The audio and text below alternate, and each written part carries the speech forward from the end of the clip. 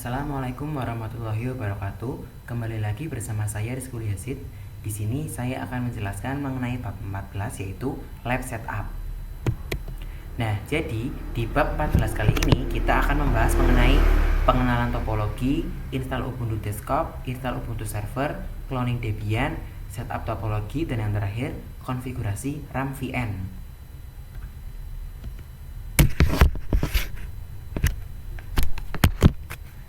Nah, oke teman-teman, mari kita lanjut saja ke materi yang pertama, yaitu topologi atau pengenalan topologi. Nah, jadi pada topologi ini terdapat beberapa perangkat yang saling menghubungkan ya teman-teman. Yang pertama, ada internet yang akan terhubung ke host OS, contohnya seperti Windows ya teman-teman. Setelah itu dari host OS kita bisa terhubung ke Debian server. Ini ya teman-teman. Lalu setelah ke Debian server, ini kan Debian router ya teman-teman, Debian router. Nah, setelah itu dari Debian router ini kita akan terhubung ke Debian desktop atau Debian client ya teman-teman. Ini ya teman-teman, Debian client atau Debian desktop. Nah, setelah dari sini Debian router juga bisa terhubung ke network yang lain yang nantinya akan terhubung ke Debian server lagi ya teman-teman, seperti ini. Jadi nanti akan ke internal network dan bisa saja ke Debian server atau Ubuntu server seperti ini.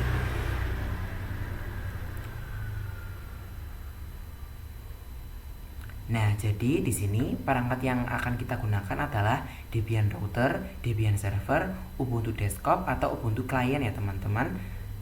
Atau yang terakhir Ubuntu server. Nah, untuk Debian router dan Debian server kita menggunakan Debian berbasis CLI atau tanpa GUI ya teman-teman. Sedangkan Ubuntu Desktop menggunakan GUI atau tampilan desktop. Kemudian Ubuntu Server juga menggunakan CLI tanpa GUI. Oke, jadi materi yang kedua dan ketiga adalah install Ubuntu Desktop dan install Ubuntu Server. Nah, sebenarnya saya sudah menjelaskan bagaimana cara menginstal Ubuntu Desktop dan Ubuntu Server ya teman-teman. Kalau kalian ingin melihat lagi, kalian bisa cek video bab 6 punya saya. Nah, jadi materi yang keempat adalah cloning Debian ya teman-teman.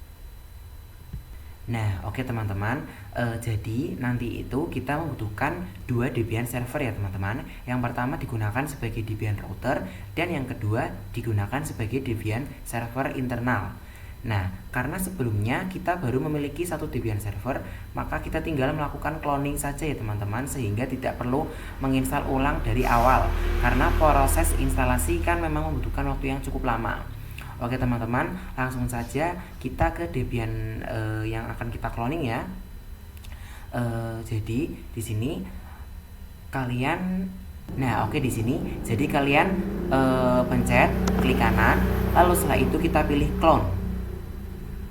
Nah, jadi di sini terserah kalian mau mengasih nama apa, tapi kalau saya akan menamainya dengan Debian server clone.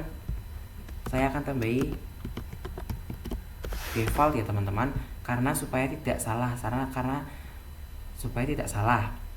Nah, di sini kalian juga bisa memilih tempatnya di mana. Tapi kalau saya akan menaruhnya di C ya teman-teman. Nah, setelah itu kita bisa finish. Nah, oke teman-teman, jadi di sini sudah terclone semua ya, sudah ada dua ya teman-teman, ini dan ini. Nah, oke teman-teman, mari kita lanjut ke materi yang kelima yaitu setup topologi. Oke teman-teman, jadi sebelum melakukan konfigurasi pada VirtualBox, ada hal penting yang harus diperhatikan, yaitu virtual mesin yang ada di dalam kondisi ini semua itu disarankan Nah, oke teman-teman, jadi sebelum melakukan konfigurasi pada VirtualBox, ada hal penting yang harus diperhatikan, yaitu virtual mesin harus dalam kondisi power off dulu atau mati ya teman-teman. Nah, jika virtual mesin masih menyala, maka pengaturan adapter tidak bisa diubah. Nah, sebelum kita melakukan lebih lanjut, kita juga perlu melakukan snapshot pada semua virtual mesin ya teman-teman. Caranya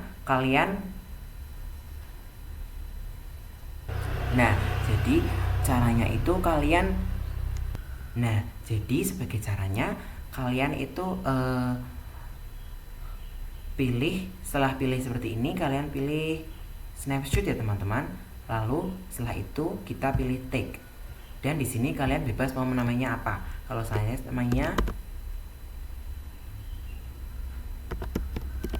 default ya teman-teman. Lalu setelah itu kita bisa enter. Oke, nah setelah ini kalian juga bisa meng-snapshotkan semuanya ya teman-teman.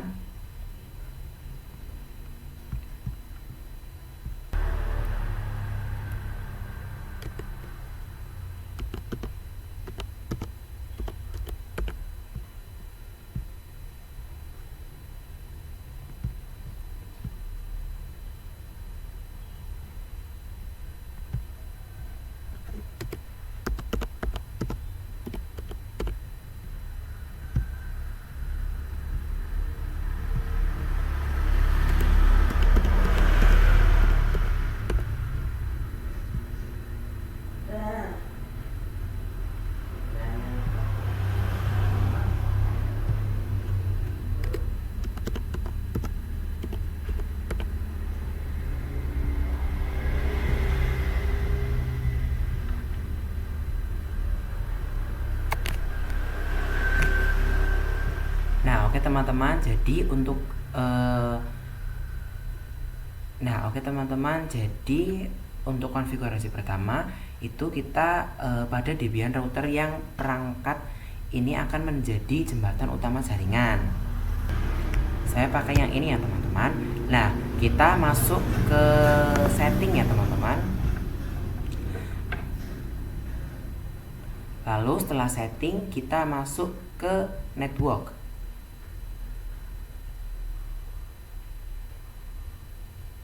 Nah, di sini saya akan mengaktifkan 3 adapter, yaitu adapter 1, adapter 2, dan adapter 3 ya teman-teman. Nah, pastikan enable network adapter dicentang ya teman-teman.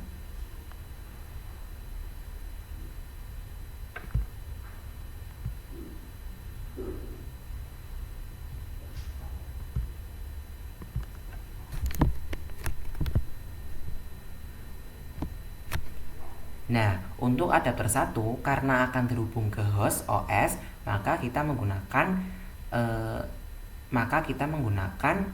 attach to host only adapter. Kita ganti host only adapter. Ini ya teman-teman.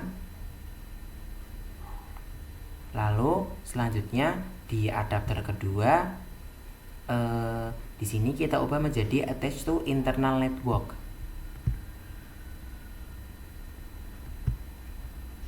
Nah, kemudian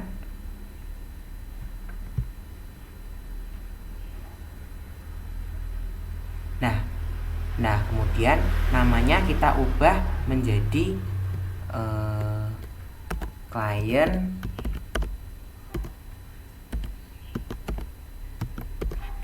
network ya teman-teman. Nah, jadi di adapter 2 ini nantinya akan digunakan sebagai jalur komunikasi dengan Ubuntu Desktop atau klien. Nah, kemudian pada adapter 3 kita aktifkan juga. Lalu kita untuk attach to-nya kita pilih internal network. Namun namanya di sini nama jaringannya kita ganti sebagai server network ya teman-teman. Nah, jadi adapter 3 ini nantinya digunakan sebagai jalur komunikasi dengan Debian server dan Ubuntu server. Nah, selanjutnya setelah itu lalu kita oke. Nah, selanjutnya kita konfigurasi Ubuntu Desktop ya teman-teman. Di sini kalian klik kanan, lalu kalian ke setting. Nah, di sini langsung saja kita ke network. Lalu ubah attach to-nya kita pergi ke internal network. Lalu namanya kita ubah menjadi kita akan tetap memakai nama client network ya teman-teman, karena Ubuntu Desktop berperan sebagai klien. lalu kita oke saja. Nah, lalu setelah itu kita akan mengkonfigurasi untuk Debian server.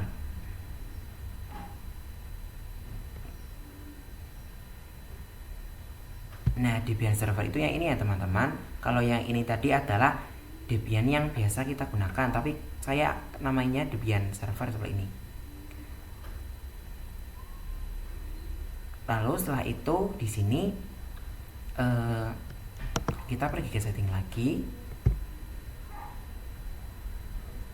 lalu kita ke network, dan di sini attach to-nya kita ganti ke internal network. Setelah itu namanya menjadi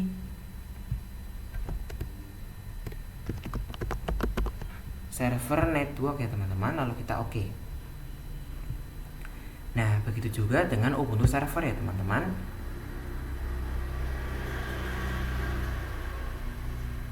Di sini saya akan pergi ke setting lagi, lalu ke network. Nah, di sini attach to-nya kita ubah ke internal network, dan kita namanya ubah menjadi server network ya teman-teman. Setelah itu kita bisa oke. Oke teman-teman, jika semuanya sudah dikonfigurasi, maka struktur jaringan topologi kita sudah lengkap ya. Nah, oke teman-teman, mari kita lanjut ke materi yang terakhir, yaitu konfigurasi RAM VM. Nah, jadi di sini kita akan mengatur RAM dan prosesor pada virtual machine agar penggunaan resource lebih ringan. Nah, jadi pertama kalian ke Debian server kalian ya teman-teman. Nah, jadi kita pergi ke Debian server ya teman-teman. Lalu setelah itu kita pilih settings,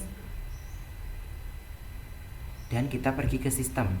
Nah, kemudian untuk base memorinya di sini kita ubah menjadi 512 MB ya.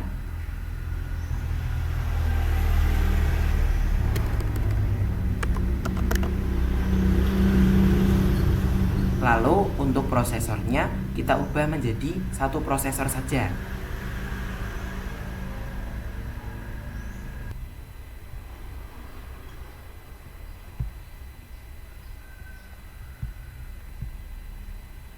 Nah, jadi teman-teman, di sini kalian pergi ke setting, lalu setelah itu kalian ke sistem, dan di sini untuk base memorinya saya akan ubah menjadi 512 ya teman-teman, 512 MB. Setelah itu untuk prosesornya saya akan memakai satu ya teman-teman, seperti ini contohnya. Lalu kita klik OK.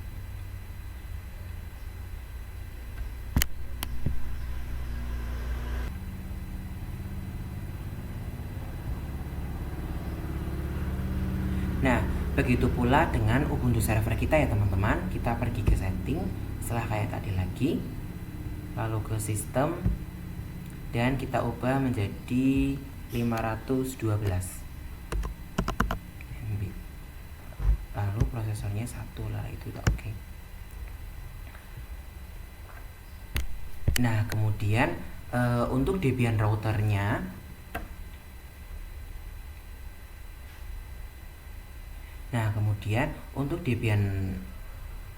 router meskipun berbasis CLI, namun karena berfungsi sebagai router atau jembatan komunikasi jaringan, maka membutuhkan resource sedikit lebih besar agar lebih stabil ya teman-teman.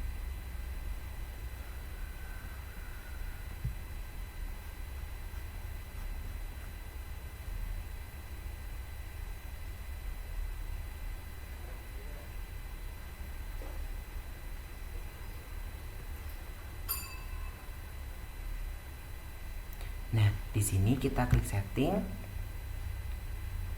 Lalu setelah itu kita ke sistem, dan untuk base memorinya kita pilih 1024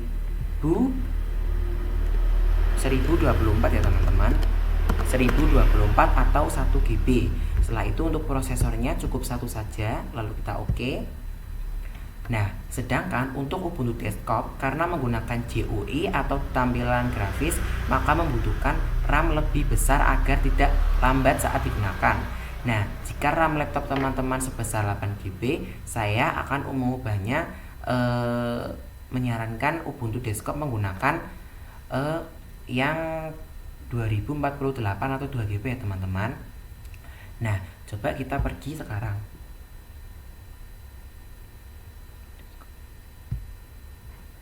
Kita klik setting, lalu kita ke sistem, dan di sini saya memang sudah memakai yang 2GB ya teman-teman, atau 2048 MB. Setelah itu prosesornya juga satu. Setelah itu kita klik OK. Nah, jadi total penggunaan RAM dari seluruh virtual mesin sekitar ini sekitar 4GB ya teman-teman. Nah, segitu dulu penjelasan dari saya. Mohon maaf jika ada salah kata. Saya akhiri. Assalamualaikum warahmatullahi wabarakatuh.